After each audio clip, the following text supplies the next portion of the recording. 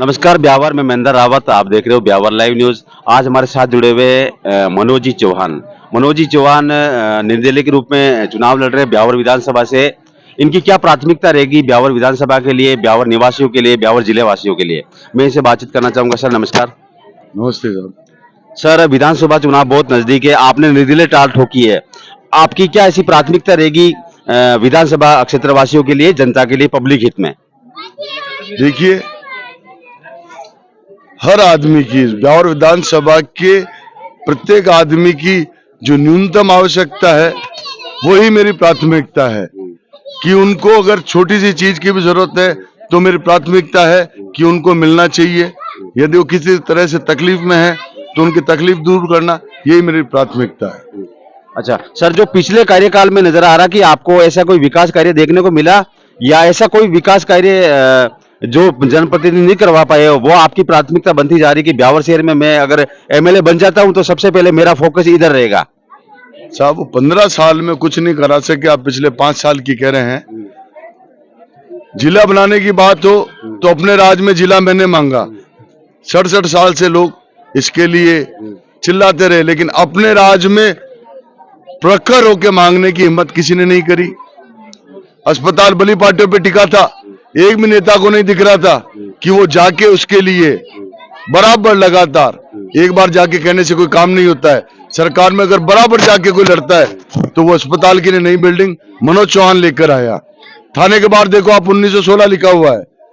जवाजा थाना और ब्यावर के बीच में जो पब्लिक की आबादी बढ़ी है, इनको क्या लॉ एंड ऑर्डर की जरूरत नहीं थी? लेकिन उसके लिए संघर्ष सिर्फ मनोज चौहान ने किया। इसके लिए मैं 3 साल से लड़ रहा हूं कि साहब ब्यावर को नया थाना मिलना चाहिए। हार्ट और ट्रोमा सेंटर, ये मांग भी मनोज चौहान ने करी, और उसका दर्द उनसे पूछो जिनके परिवार के लोग हार्ट अटैक से या एक्सीडेंटल केसेस में रेफर होने की वजह से मरे हों।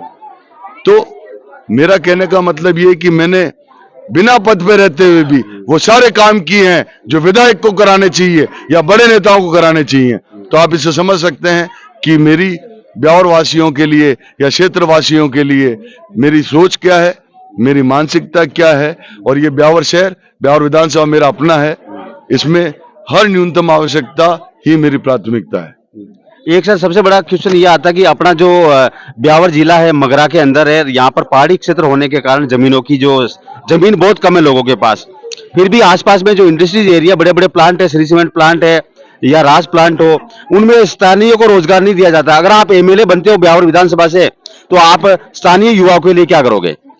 मैं सबसे पहली लड़ाई ये लड़ूंगा, और मैं तो पहले भी लड़ता आया हूं, और कई फैक्ट्री का प्रशासन मेरे से इसीलिए नाराज है क्योंकि मैंने ये कहा है कि साहब आप हमारे यहाँ के जो पहाड़ है उनको खोद रहे हैं, हमारे खेत आपने बर्बाद कर दिए, लेकिन आप यहाँ से 100 रुपए कमा रहे हैं तो हम 1 रुपए की उम्मीद तो रखते हैं।